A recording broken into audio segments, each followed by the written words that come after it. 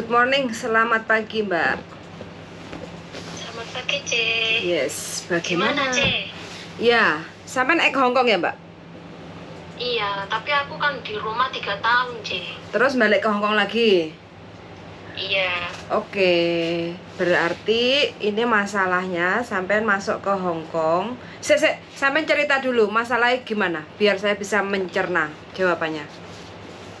Kan cuma nanya itu loh, C, masalah yang katanya visa yang sekarang kan kertas putih lembaran itu, C. Iya, Katanya elektrik. itu kan cuma Iya, kayak itu kan katanya kan cuma 1 tahun itu harus jutking ya, C. Apa betul, C? Itu bagi teman-teman yang di Hongkong finish kontrak atau renew majikan, renew kontrak. Oh, itu berarti yang khusus yang di Hongkong gitu, C. Betul. Oh gitu ya, berarti yang dari Indo gak usah ya, C? Nggak usah, terkecuali kalau visanya cukup 2 tahun. Oh gitu. Visanya cukup 2 tahun apa enggak sampean kemarin waktu masuk Hongkong? Gak cukup, C, soalnya kan pasporku kan gak ada 2 tahun, C. Habisnya kapan visanya? Paspore? 2024 bulan September. Itu di paspor? Iya. Terus visanya waktu sampean masuk Hongkong bulan? Tahun?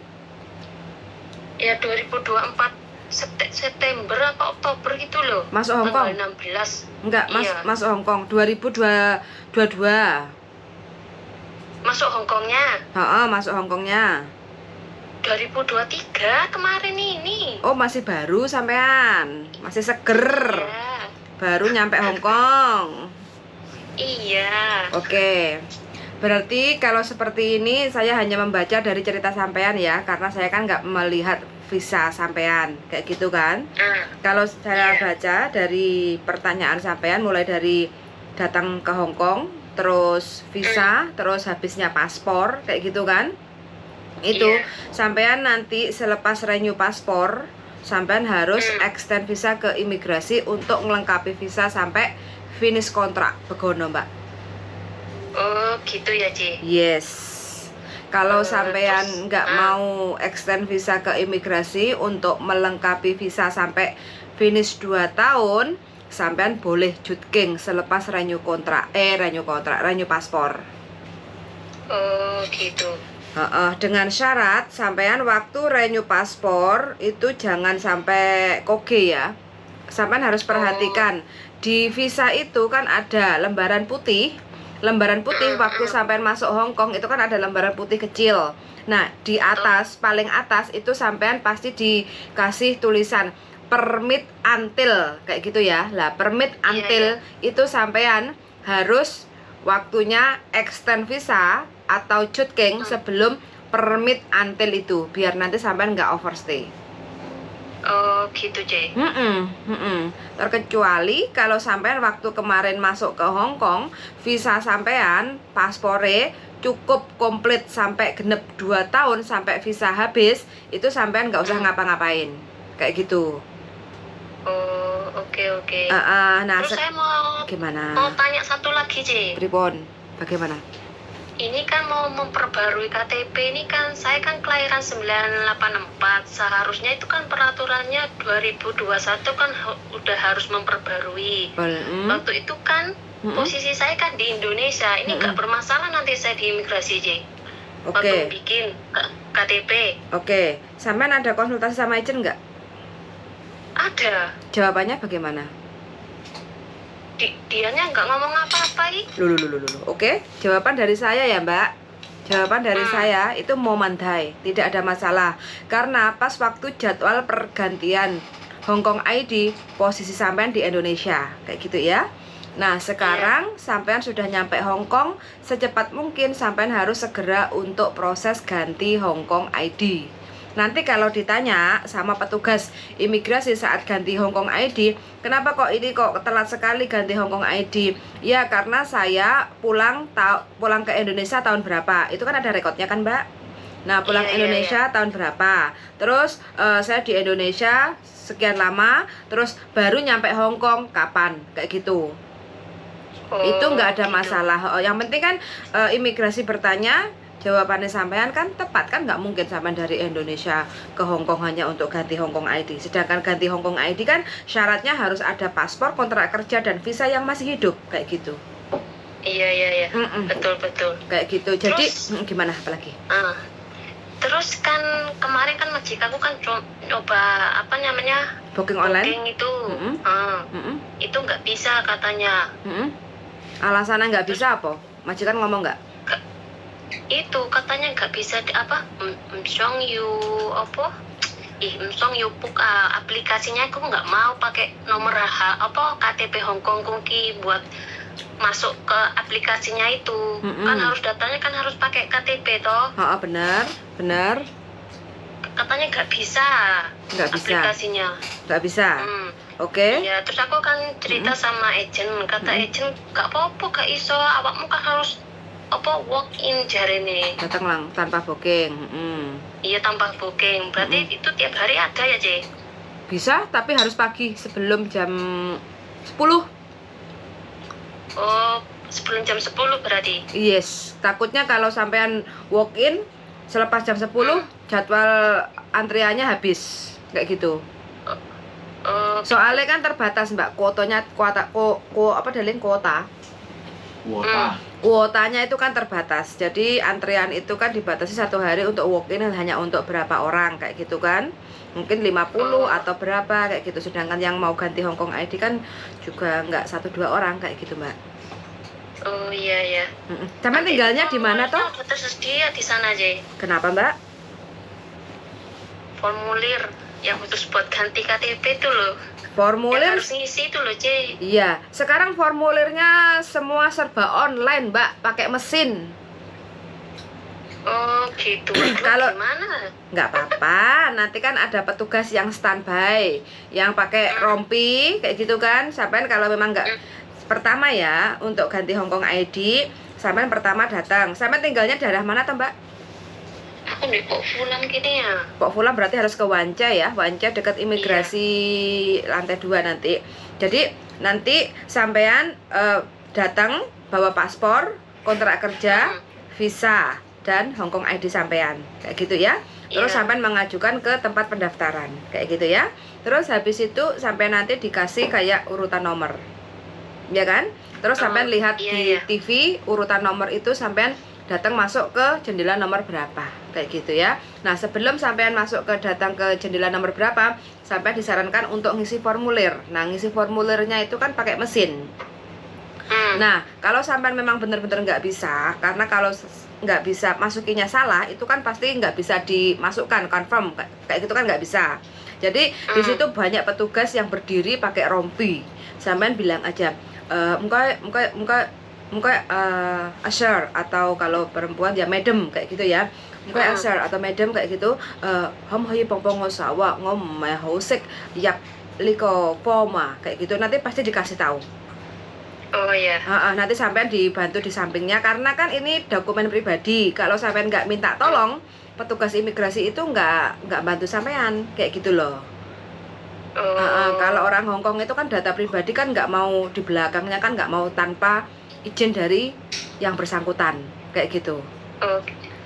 Bilang aja muka asyar homoi pawang sawa ngom mau se yap liko poma kayak gitu kan. Nanti dikasih tahu ini masukin nama suami kamu, terus ini masukin alamat sesuai kontrak kerja kamu tinggalnya di mana kayak gitu kan. Nah nanti kalau udah oke fix kayak gitu kan, tinggal dikonfirm. Terus sampai tinggal duduk lihat TV urutan nomor, terus habis itu sampai tinggal masuk ke dalam sesuai jendela yang sudah tertera di layar TV itu.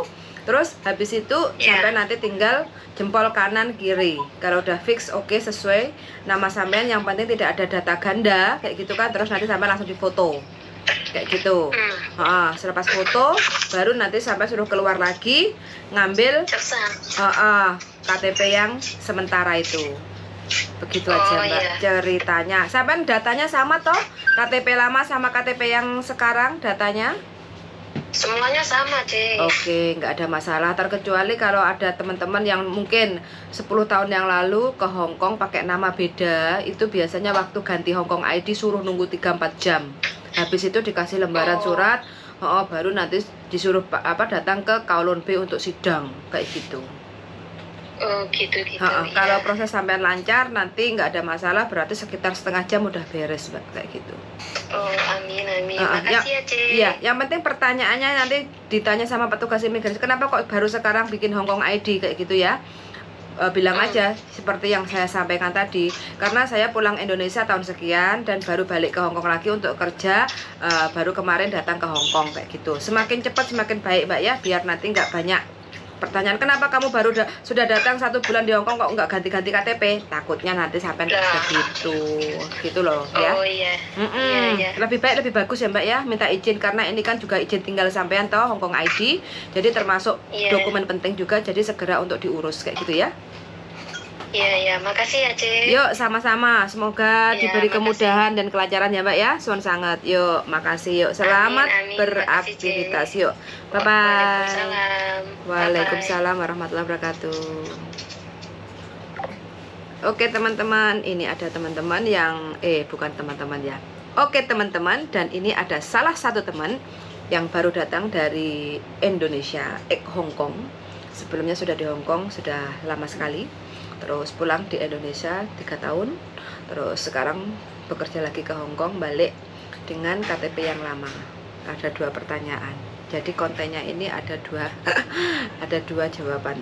Pertama, baru datang ke Hongkong dengan paspor yang tidak genap 2 tahun. Apakah harus cutking? Ya, harus. Selepas renew paspor, sebelum batas izin tinggal yang ditentukan sama imigrasi waktu masuk ke Hongkong, itu kan pasti ada izin tinggal, itu dia harus cutking atau renew, bukan cutking, dia teman salah satu ini harus cutking selepas renew paspor, atau harus extend visa selepas renew paspor. Begitu aja ya, kok aku bingung ngalor ngidul ngitan ngulon jawabannya. Lesu ya, bener, karena lapar. Terus yang kedua, mbaknya ini jadwal untuk ganti Hongkong ID itu kan 1 tahun yang lalu, sedangkan posisi 1 tahun yang lalu mbaknya masih di Indonesia. Pertanyaannya, nanti ada masalah apa enggak? Enggak ada masalah. Jadi ada pertanyaan tinggal jawab, karena posisi di Indonesia jadi tidak bisa untuk ganti Hongkong ID tepat waktu sesuai jadwal yang sudah ditentukan. Begitu teman-teman ya.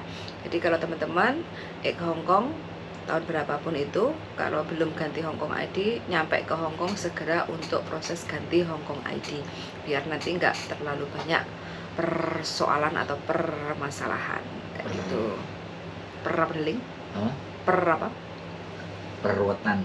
Perwetan, itu kata bujuku, karena bujuku senengannya wong ruwet-ruwet. Iya tak Deling? Dirimu seneng wong ruwet-ruwet ta? Nah, nyamak nyamuk bujuku. Iya? Ruwet? Gimana? Ya nggak apa-apa. Aman? Namanya orang bingung. Orang nanya ya dijawab. Yang bisa ngasih jawaban ya kita jawab. Jangan orang nanya dicelatu. Yo, Joto. Kita berarti orang sakit kalau nyelatu. Iya. Darah tinggi. Betul. Perlu periksa tensi darah. Kalau orang nanya dicelatu, berarti sing nyelatu sesat pikir. Jadi minta doanya, mudah-mudahan kita tetap under control. tidak sesat pikir. Tapi kalau dikasih tahu tapi ngeyel. Enggak apa-apa. Terus Yang dengerin pengayalannya dia. pengeyelannya dengerin ya. Karena sebenarnya dia bukan nanya, Terus argumen dia memastikan. Apakah dia yang benar? Apakah dia sudah benar? Makanya memperbandingkan. Nanya. Enggak apa-apa. Gak apa-apa ya. Soalnya aku kan ya tukang ngayal. Ngeyel tuh banggil. Nah, memperbandingkan argumen. Enggak apa-apa. Itu hak dia. Tapi ketika pada ujungnya,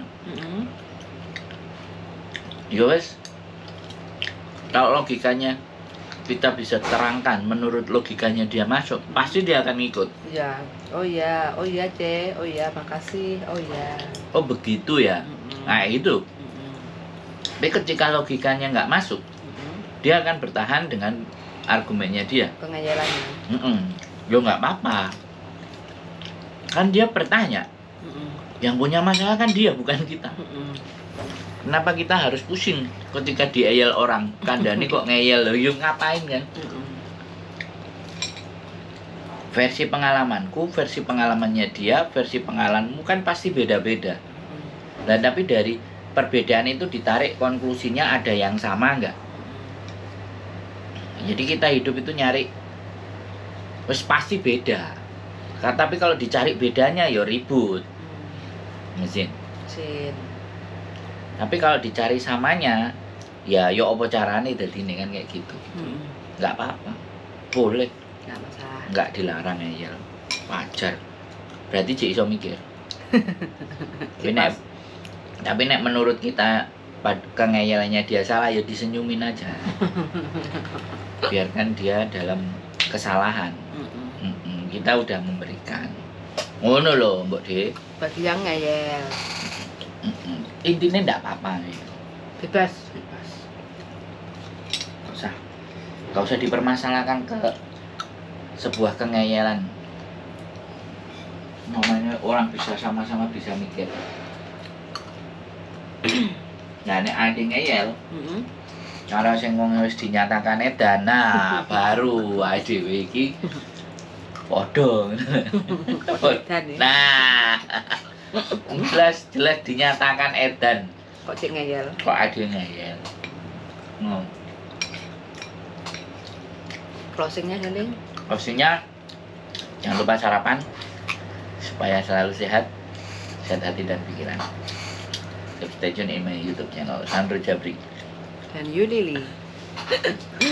Soal sangat ya teman-teman semuanya. Mudah-mudahan teman-teman semuanya selalu diberi kewarasan, sehat walafiat, diparingi rezeki sing lancar. Terus kalau ada pertanyaan, monggo komen-komen di channel YouTube saya.